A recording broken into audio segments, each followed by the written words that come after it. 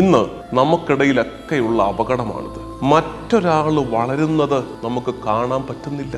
അത് വ്യക്തികൾ തമ്മിലുണ്ട്, കുടുംബങ്ങൾ തമ്മിലുണ്ട്, ഇടവകകൾ തമ്മിലുണ്ട്, ഞങ്ങൾ അച്ഛന്മാർ തമ്മിലുണ്ട്, രൂപതകൾ തമ്മിലുണ്ട്, സഭകൾ തമ്മിലുണ്ട്. എനിക്കില്ലാത്ത എന്തോ വേറൊരാളിൽ കാണുമ്പോഴാണല്ലോ അസൂയ വരുന്നത്.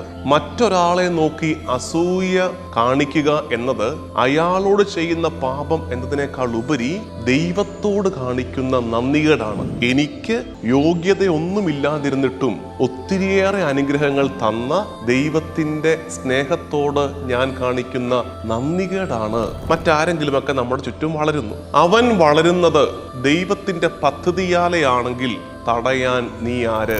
നമ്മൾ തടയാൻ പഠിച്ച പണി 18 നോക്കിയാലും തടയാൻ പറ്റില്ല. മറ്റൊരാൾ ഉയരുന്നത് ദൈവത്തിന്റെ പദ്ധതിയാലെ അല്ല. നമ്മൾ ചിലപ്പോൾ തോന്നും ക്രൂക്കടാണ്, കള്ളത്തരം കാണിച്ച് വളരുകയാണ്.